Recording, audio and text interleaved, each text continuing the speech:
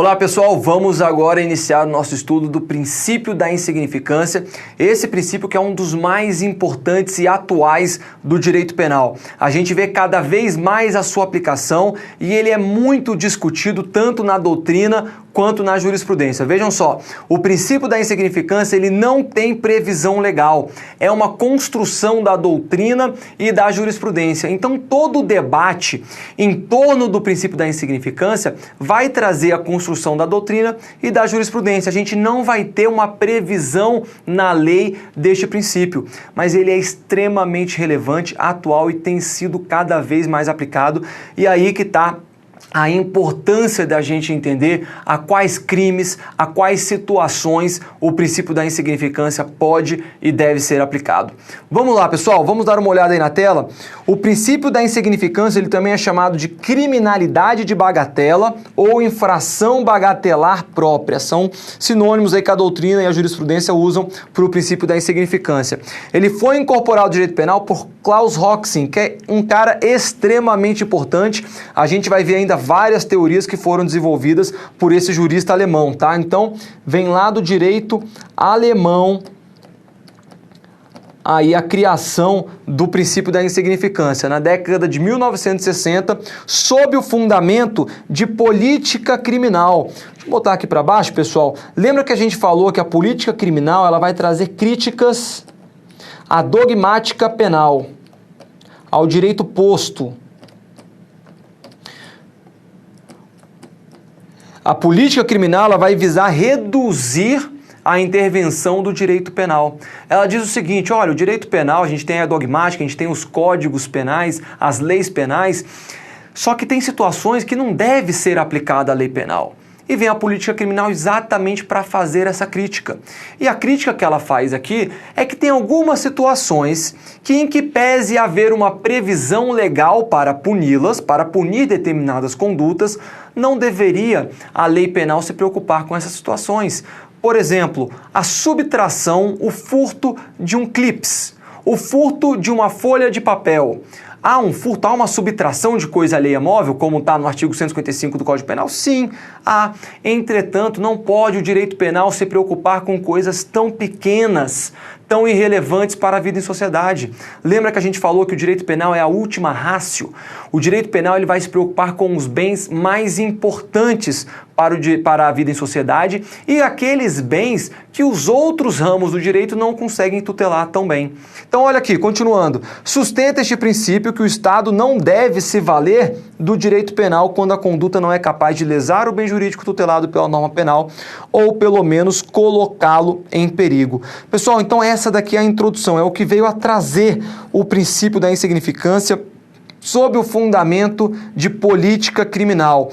Vamos entender aqui agora qual é o fundamento jurídico do princípio da insignificância. Primeiro, nós precisamos entender que há dois tipos de tipicidade, a tipicidade formal e a tipicidade material. E aqui eu vou entrar rapidamente em teoria do crime para a gente entender o princípio da insignificância. Olha só, nós temos o crime e aprendemos lá na faculdade que o crime ele é o resultado de um fato típico, ilícito e, para a teoria tripartite, é também, botar entre parênteses aqui, né, mais culpável, porque para a bipartite não será. Para a teoria bipartite será somente fato típico e ilícito, então vamos botar aí entre parênteses culpável. Dentro deste fato típico aqui, nós temos os seguintes elementos, pessoal. Nós temos a conduta, nós temos o resultado naturalístico, nós temos a tipificação, na verdade, botar a tipificação aqui embaixo, e o nexo causal. Veja só, o nexo causal é exatamente o nexo entre o resultado ocorrido e a conduta praticada. Tem que haver esse resultado que foi decorrente de uma conduta. Esse será o nexo causal. Até aí tudo bem. É basicamente o que a gente aprende em qualquer tipo de responsabilidade. Responsabilidade administrativa, responsabilidade civil. Tem uma conduta, tem um resultado. Deve haver um nexo causal entre a conduta e o resultado. O elemento que destoa aqui pra gente no fato típico, que é extremamente relevante, é a tipificação. E pessoal, olha só que interessante, a tipificação ela é formada por dois tipos de tipicidade. É a tipicidade formal e a tipicidade material. Então, é exatamente essas duas que estão aqui. Eu quis mostrar isso para vocês, para mostrar que ela está dentro aqui da tipicidade, que está dentro do fato típico, que está dentro do conceito de crime. Então, para que haja um crime, pessoal, atenção, para que haja um crime, é necessário que a conduta preencha a tipicidade formal e a tipicidade material. Compreendido que é necessário haver tanto a tipicidade formal quanto a tipicidade material, vamos entender o seguinte, qual que é a diferença entre os dois? A tipicidade formal é a adequação da conduta ao tipo penal. Então, como eu falei com vocês, vamos dizer aqui, subtrair coisa alheia móvel. O sujeito que subtrai um clips, que subtrai uma bolacha ou um biscoito, né, dependendo de onde você seja, subtrai um biscoito de um pacote, ele comete um ato, a conduta dele se adequa ao tipo penal do artigo 155 do Código Penal, crime de furto? Sim, se adequa perfeitamente. Subtrair coisa alheia móvel. Ele subtraiu uma coisa que não lhe pertence e é uma coisa móvel, seja aquele clips, folha de papel, biscoito. O fato é o seguinte, há, portanto, nessas situações, a tipicidade formal, tá bom? Então vamos botar aqui, olha, a tipicidade formal é a subsunção ou adequação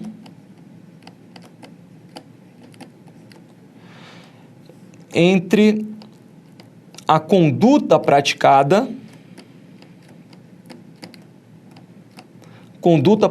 pelo agente e o modelo descrito pelo tipo penal. Entre a conduta praticada e o tipo penal. A adequação, a perfeita adequação. Entretanto, temos que falar também da tipicidade material para que esteja preenchido o elemento da tipicidade do fato típico. A tipicidade material vai ser, então, a lesão, a efetiva lesão ou perigo de lesão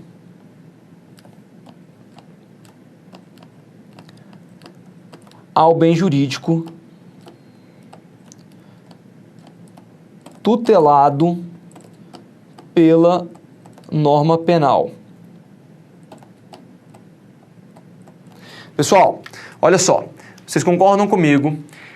Qual que é o bem jurídico tutelado no crime de furto, por exemplo? Patrimônio. É o bem jurídico do patrimônio que é tutelado. Aquele sujeito que subtrai um clips de uma outra pessoa, que subtrai um pedaço lá, uma bolachinha, um biscoito. Essa subtração, em que pese se adequar ao tipo penal do artigo 155, ela não provoca uma efetiva lesão ao bem jurídico patrimonial. O sujeito não vai ficar mais pobre, ele não vai ter uma lesão ao seu patrimônio porque alguém subtraiu um clips do seu patrimônio. Então veja, o princípio da insignificância, ele vai dizer o seguinte, em que pese haver a tipicidade formal em algumas situações, não haverá tipicidade material. Não há uma lesão, uma efetiva lesão ou perigo de lesão ao bem jurídico tutelado pela norma penal. E é aí que entra, então, o princípio da insignificância. Pessoal, se o princípio da insignificância demonstra que, num determinado caso, não há a tipicidade material, qual que será, então, a natureza jurídica do princípio da insignificância? Será uma causa supralegal de exclusão da tipicidade. Aqui, olha a tipicidade. uma causa supralegal de exclusão da tipicidade. Essa é a natureza jurídica. Muita atenção, isso daqui é um dos pontos mais cobrados em prova. Porque o examinador ele vai querer dizer para você que o princípio da insignificância exclui a culpabilidade. Ele vai querer dizer para você que o princípio da insignificância exclui a conduta que está dentro do fato típico. Às vezes ele vai querer dizer para você que exclui a ilicitude do fato. Errado. O princípio da insignificância vai excluir o próprio fato típico. Por quê? Porque ele exclui a tipicidade. É uma causa supralegal de exclusão da, pode botar na tela aí, de exclusão da tipicidade material. Vai excluir então aí a tipicidade. Não haverá tipicidade material. Galera, muita atenção aqui nessa natureza jurídica. Atenção então, o princípio da insignificância gera uma limitação da incidência prática da norma. Foi o que eu falei para vocês. Em que pese haver a tipicidade formal em determinadas situações, não haverá uma lesão ou perigo de lesão, portanto, vai limitar a incidência prática de várias normas penais. Todas aquelas que são aplicadas o princípio da insignificância. Se o princípio da insignificância excluir a tipicidade, simplesmente elas não serão aplicadas em várias situações. Então é por isso que vai limitar a incidência prática de várias normas penais. Este é o princípio da insignificância. Galera, atenção aqui, muitas questões de prova estão exatamente nesses pontos que eu trouxe aqui para vocês. Olha só, inclusive trouxe a questãozinha aí de delegado da Polícia Civil de Minas Gerais. O princípio da insignificância funciona como causa de exclusão da... Opa! Olha aqui o erro. Olha o que eu falei para vocês que a banca ia cobrar. O princípio da insignificância funciona como causa de exclusão da culpabilidade? Nada disso. Funciona como causa de exclusão da tipicidade, sendo requisitos de sua aplicação para o STF a ofensividade da conduta, a ausência de periculosidade social da ação e a inexpressividade da lesão jurídica. O resto aí até que está correto. Mas então o gabarito está errado. Beleza, pessoal? Porque não é uma causa de exclusão da culpabilidade, mas sim uma causa supralegal de exclusão da tipicidade, porque não há tipicidade material. Muito bem. Olha só, princípio da insignificância. Quais são alguns critérios doutrinários para que ele possa ser adotado? Primeiro, o valor do bem. Só o valor econômico? Não. O valor econômico e o valor sentimental do bem para a vítima. Tá? Então veja, o princípio da insignificância ele não pode ter um valor elevado para a vítima, seja um valor econômico ou sentimental. É o caso que a doutrina dá muitas vezes da tal bicicletinha, aquela bicicletinha capenga que não custa mais R$10. Chega o ladrão e subtrai aquela bicicleta da vítima. Só que aquela bicicleta ela foi dada para aquela vítima pelo pai dela. Ela tem um valor sentimental muito grande por aquela bicicletinha. Então, não há que se aplicar somente o valor econômico da coisa. O princípio da insignificância não pode ser aplicado se por acaso o valor sentimental da coisa, da res furtiva, for grande, elevado para a vítima, tá bom? Não que o princípio da insignificância se aplique somente ao furto, de maneira alguma. A gente vai ver aqui vários crimes que são aplicados ao princípio da insignificância, mas o furto acaba sendo utilizado mais como exemplo aí, porque é o crime mais em que mais se aplica o princípio da insignificância. Olha só, outro critério doutrinário para que se aplique o princípio da insignificância, condição econômica da vítima. Vocês concordam comigo que subtrair um saco de arroz de um supermercado, de uma grande rede de supermercado, e subtrair, vou botar aqui, olha, o arroz, e subtrair um pacote de arroz de uma família carente, não muda as coisas? É totalmente diferente? Por que a condição econômica da vítima é importante? Porque a gente está falando da tipicidade material. Lembra da lesão ao bem jurídico tutelado, que no caso aqui a gente vai falar do furto, será o bem jurídico do patrimônio, o bem jurídico patrimonial. Um saco de arroz para um supermercado não afeta o seu patrimônio. Para uma família carente pode significar aí a vida ou a morte. Então, a condição econômica da vítima sempre deve ser levada em consideração ao se aplicar o princípio da insignificância. Outro critério importante, consequências do crime e modus operandi. Você imagina um furto de uma caneta. Você pega uma caneta que está lá, alguém subtrai e leva embora essa caneta. Aplica-se o princípio da insignificância? Provavelmente vai se aplicar. Entretanto, esse sujeito agora quis subtrair a mesma caneta baratinha, de R$5, só que essa caneta estava dentro de um carro. E o agente, ele pega uma pedra, quebra o vidro do carro para subtrair aquela caneta. A conduta não é completamente diferente? Então veja, não é levado em consideração somente o valor da coisa que está sendo subtraída, o valor do objeto material do crime, mas sim a conduta como um todo, as consequências do crime, o modus operandi. Nesse caso, um furto qualificado com destruição de obstáculo, com a destruição do vidro de um veículo, não pode ser considerado insignificante, ainda que tenha sido para subtrair uma caneta de R$5. Beleza? Então, atenção aqui demais nesses critérios doutrinários aí, que é o que vai nos guiar em relação ao que pode ser aplicado, em que situações pode ser aplicado no princípio da insignificância ou não. Mas nós temos requisitos objetivos adotados pela jurisprudência, tá bom? E a primeira vez que foram trazidos para a gente esses requisitos objetivos foi lá em 2014, o STF pelo ministro Celso de Mello. Pessoal, quero chamar a atenção para vocês de uma coisa. Esses requisitos objetivos, eles não têm nada. Por quê? Em que pese o STF ter trazido aqui para a gente esses 4 requisitos, eles nunca diferenciaram entre um e outro. Então o STF nunca disse a diferença entre eles. E a doutrina, professor, a doutrina já explicou a diferença entre os requisitos? Também não. A doutrina não consegue entender a diferença entre um e outro. Professor, isso quer dizer que então a gente não precisa conhecer esses requisitos? Erradíssimo, vocês precisam conhecer todos. São 4 requisitos, vocês têm que ter decorado na ponta da língua esses 4 requisitos, porque eles são cobrados na prova. Quais são os requisitos? Primeiro, mínima ofensividade da conduta. Segundo, nenhuma periculosidade social da ação. Terceiro, reduzido grau de reprovabilidade do comportamento. E quarto, inexpressividade da lesão jurídica provocada. Claro que tem alguns deles aqui que a gente consegue entender um pouco melhor o que seria. Por exemplo, nenhuma periculosidade social da ação. Para que um crime, para que seja aplicado o princípio da insignificância, não pode haver no crime grave ameaça ou violência contra a pessoa. É por isso que crimes como roubo, extorsão, não se aplica o princípio da insignificância. Professor, e se o roubo tiver sido para roubar R$1, uma moedinha de R$1, não vai se aplicar o princípio da insignificância, porque o roubo, extorsão e demais crimes que envolvem grave ameaça ou violência, haverá uma periculosidade social da ação, beleza?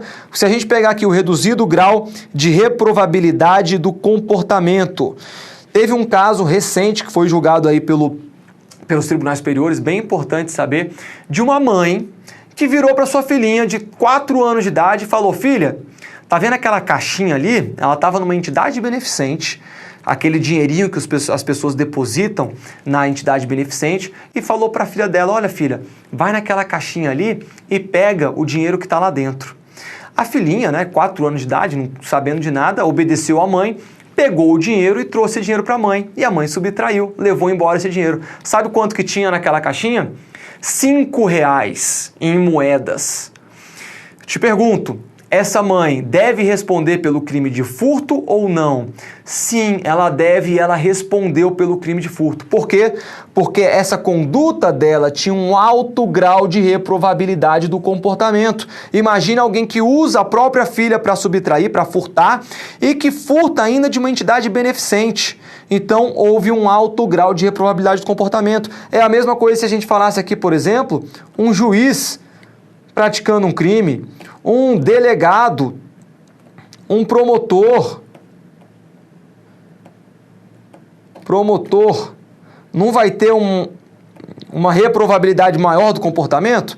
Então, exatamente, temos esse princípio, esse requisito aí objetivo adotado pelo STF.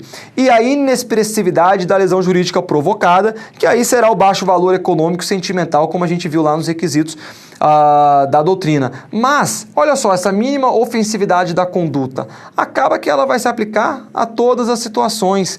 Então, pessoal, não se preocupem tanto em ver a diferença entre um e outro. O importante é conhecer os 4, tem que estar na ponta da sua língua, isso inclusive para uma eventual prova oral também, tá bom? Já vi provas orais de delegado de polícia cobrando este conhecimento e você tinha que falar quais eram os 4 requisitos objetivos do princípio da insignificância adotados pela jurisprudência. São esses 4 aqui, importantíssimos, está sempre em prova. E está aqui uma questão de delegado da Polícia Civil do Mato Grosso, que diz o seguinte: de acordo com o entendimento do STF, a aplicação do princípio da insignificância pressupõe a constatação de certos vetores para se caracterizar a atipicidade material do delito, né? Afinal, como a gente viu, o princípio da insignificância vai gerar a atipicidade material do delito.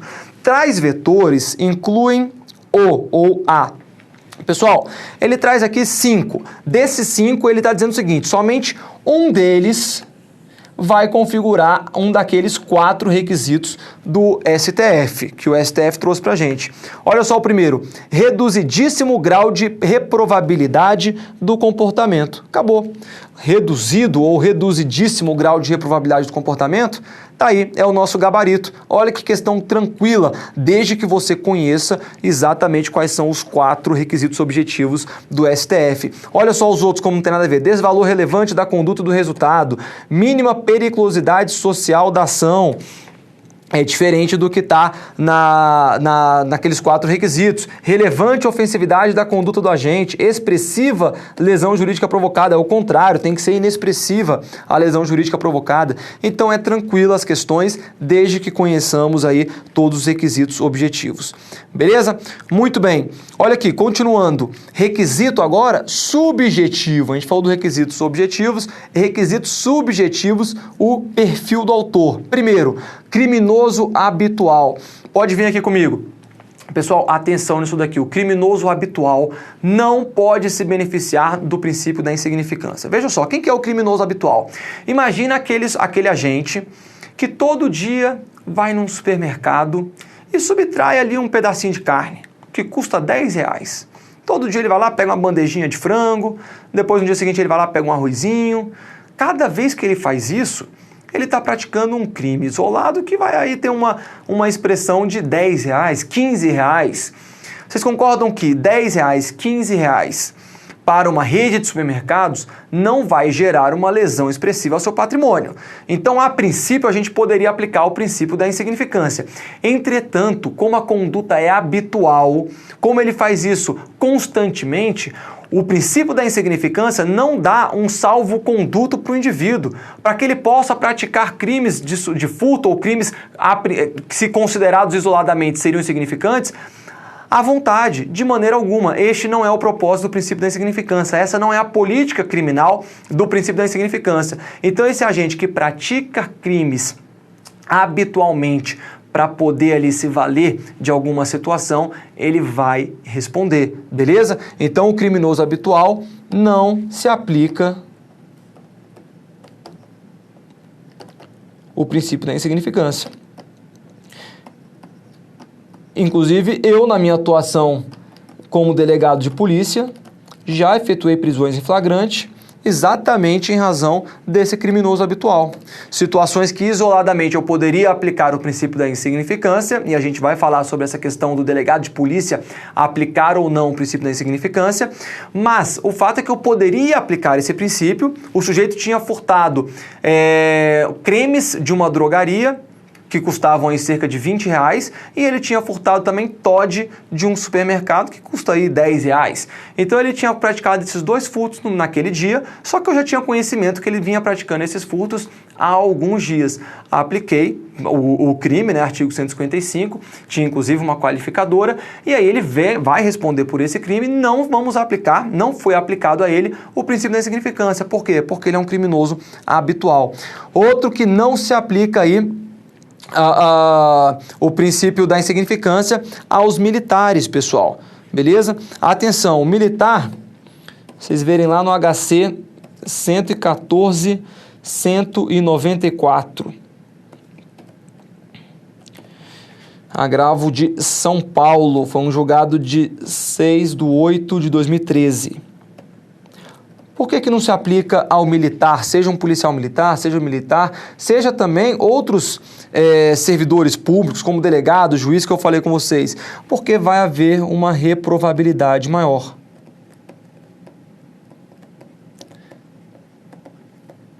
Então veja, o requisito objetivo é exatamente para demonstrar que, a depender do perfil do autor, o princípio da insignificância não pode ser aplicado. Um militar, alguém que é responsável por promover a segurança pública, a paz social, pratica um furto, ainda que seja de um valor mínimo, ele vai responder por aquele furto ou vai responder por aquele crime. Não há que se falar aqui na aplicação do princípio da insignificância. Beleza? Olha só. Importantíssimo, é possível a aplicação do princípio da insignificância a reincidentes? O que vocês acham? Alguém que é reincidente pode receber o benefício do princípio da insignificância a depender da situação? Muito bem, nós temos duas correntes. A primeira corrente não admite o princípio da insignificância aos reincidentes. Olha só, parte da doutrina adota esse entendimento e temos também julgados isolados, tá bom, do STJ e do STF, julgados isolados, tá? Um deles, por exemplo, foi o HC 123.108 de Minas Gerais, tá? Que o STJ, nesse caso aqui, ele não aplicou o princípio da insignificância a um sujeito que era reincidente e que praticou a subtração de um chinelo que custava R$16. E o fundamento do STJ foi exatamente, você é reincidente. Então, não vamos aplicar o princípio da insignificância a você. Então, a gente vê que a jurisprudência tem algumas situações isoladas que ela nega o princípio da insignificância a quem é reincidente. Entretanto, a segunda corrente predomina, admite. Veja só, pessoal, não quer dizer que em todos os casos de crimes praticados por reincidente pode ser aplicado o princípio da insignificância, não é isso. Olha só o que é. A reincidência não impede por si só que o juiz da causa reconheça a insignificância penal da conduta à luz dos elementos do caso concreto, informativo 793 do STF, e temos também aqui, ó, julgado de 27 de abril de 2018 do STF. Então veja, a reincidência, ela não, em regra, não será aplicado o princípio da insignificância ao reincidente. Tá bom? Essa é a verdade. Entretanto, o simples fato dele ser reincidente, a reincidência por si só, não nega a aplicação do princípio da insignificância. O caso deve ser analisado de maneira concreta. Então o juiz vai analisar aquele caso e vai ver, olha, o sujeito é reincidente. Então provavelmente isso aqui já vai contar desfavoravelmente a ele para que não se aplique o princípio da insignificância. Entretanto, o simples fato dele ser reincidente não quer dizer que deve ser negado a ele o princípio da insignificância. Devemos analisar o caso concreto. Beleza, pessoal? Então, esse aí tem sido o entendimento. Essa segunda corrente tem sido mais utilizada na jurisprudência. Temos aí também, olha, peguei aqui dois do STF, vamos pegar um do STJ. O agravo regimental no AREPSP 490599 de 23 de abril, de setembro de 2014. Tá bom, pessoal? Então esse aqui tem sido mais a compreensão do STJ e do STF, no sentido que é possível sim a aplicação do princípio da insignificância a reincidentes, entretanto, em algumas situações específicas, pode também vir a ser negado. Ou seja, não é nem preto nem branco, né? Não é nem aquela coisa, tem que aplicar o princípio da insignificância ao reincidente ou não pode aplicar o princípio da insignificância ao reincidente. Vai depender do caso concreto, lembre-se disso, é questão de prova, beleza? Muito bem, aqui essa questão importantíssima, seria importante para qualquer pessoa que vai fazer concurso público, mas nós, como delegados e futuros delegados, precisamos saber disso. O delegado de polícia pode aplicar o princípio da insignificância diante de uma situação flagrancial. Pessoal, imagina você lá no seu plantão, quando você se tornar delegado de polícia, e vai chegar uma situação para você a seguinte, olha, o sujeito acabou de praticar o crime de furto num supermercado. ou ele praticou numa casa, né, uma casa grande que tinha, e ele subtraiu simplesmente um lápis desse supermercado, dessa casa. Você, como delegado de polícia, tem o poder de aplicar o princípio da insignificância ou não?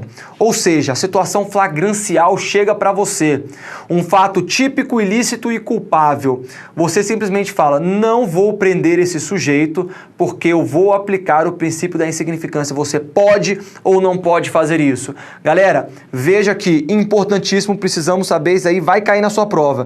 Primeira corrente vai dizer que não, tá bom? E isso daqui, grande parte da doutrina entende dessa maneira, que o delegado de polícia não pode aplicar o princípio da insignificância, tá bom? Ela diz o seguinte, que quem pode aplicar esse princípio da insignificância é somente o Poder Judiciário. O STJ, não tratando exatamente desse fato, mas en passant, comentou a respeito dessa situação e defendeu aqui essa primeira corrente. Tá bom? Mas é um julgado antigo, 154, HC 154-949, de 3 de agosto de 2010. Então, um julgado aí bem antigo e ele não se manifestou de maneira expressa, tá bom? Então, a gente não tem doutrina forte num sentido ou em outro. A segunda corrente, ela defende que sim, que o delegado... Que coisa bonita! Defende que sim, que o delegado de polícia ele pode aplicar o princípio da insignificância. E galera, ela não fala, essa doutrina aqui, essa corrente, ela não fala isso daí só porque ela acha legal que o delegado aplique, não. Ela tem um fundamento importantíssimo que você precisa conhecer. Olha só, a maioria da doutrina defende que o delegado de polícia, na hora que chega uma situação flagrancial para o delegado, ela tem que analisar o fato típico. Lembre, o crime é um fato típico, ilícito e culpável, tá bom? Vamos adotar aqui a teoria tripartite. Então, um fato ilícito, um fato típico, ilícito e culpável. A doutrina fala o seguinte, o delegado de polícia, ele deve analisar o fato típico quando uma situação flagrancial é apresentada para ele. Ok. Vocês vão lembrar lá que a gente falou da tipicidade formal e da tipicidade material. A tipicidade material é excluída pelo princípio da insignificância. O princípio da insignificância é uma causa supralegal de exclusão da tipicidade material. Então, o delegado de polícia, ao aplicar o princípio da insignificância diante de uma situação que chega para ele, ele está analisando o fato típico. Então, olha aqui, galera. Fato típico, ilícito e culpável. O delegado de polícia tem que analisar o fato típico que é apresentado para ele. Depois a gente vai discutir lá para frente se o delegado de polícia pode analisar a ilicitude e a culpabilidade de uma situação flagrancial. Mas o fato típico, não há qualquer dúvida. O delegado deve analisar o fato típico. Como eu falei para vocês, o fato típico possui alguns elementos. E um desses elementos é exatamente a tipicidade, que é dividida em tipicidade formal e tipicidade material. Ou seja, o delegado de polícia, ao aplicar o princípio da insignificância numa situação que lhe foi apresentada, nada mais está fazendo do que a análise da tipicidade material. Então essa corrente defende que sim, que o delegado de polícia ele pode aplicar o princípio da insignificância. Professor, qual dessas correntes prevalecem? Nenhuma por enquanto. Por quê? Porque não houve um posicionamento claro da jurisprudência. Nós temos doutrinadores que defendem uma corrente e outros doutrinadores que defendem outra corrente. Mas, meus amigos, prestem atenção nisso. Qual dessas correntes você vai adotar na sua prova? Não há qualquer dúvida, você vai adotar a segunda corrente. Você vai dizer na sua prova, seja na prova objetiva, seja na prova subjetiva, discursiva, seja na prova oral, você será um delegado de polícia. Portanto, você vai dizer sempre que o delegado de polícia, ele pode, ele é capaz, ele deve analisar a aplicação ou não do princípio da insignificância nos casos que forem levados diante dele. O delegado de polícia ele deve analisar o fato típico de uma situação que lhe é apresentada. E quando ele estuda e quando ele aplica o princípio da insignificância, nada mais faz do que analisar no caso concreto se houve a tipicidade material do fato. Então o delegado de polícia deve analisar sim a aplicação ou não do princípio da insignificância. Mas lembre-se, pessoal, nós somos delegados de polícia, nós temos que buscar a justiça, a paz social e a justiça. Muito cuidado, a gente vê um movimento tanto de colegas delegados de polícia, cada vez mais aplicando o princípio da insignificância. E aqui não é matéria de aula não, é só uma crítica que eu faço, que nós devemos promover a paz social e a justiça social. Então, diante de situações que alguém comete um crime de furto, ou outras situações que foram levadas perante vocês, lembrem-se, sim, o sujeito fez uma coisa errada. Em regra, eu sempre busco efetuar a lavratura do auto de prisão em flagrante. Há, porém, casos excepcionais, casos que não se justifica a reprimenda penal. E aí eu aplico sim, e já apliquei o princípio da insignificância e foi amplamente aceito pelo Poder Judiciário. Beleza, pessoal? Então aí ficam essas dicas, importantíssimo a gente entender o princípio da insignificância, mas não acabou ainda. Na próxima aula a gente continua aí vendo esse princípio que é tão importante e cai muito em prova pra gente, beleza? Então, até lá!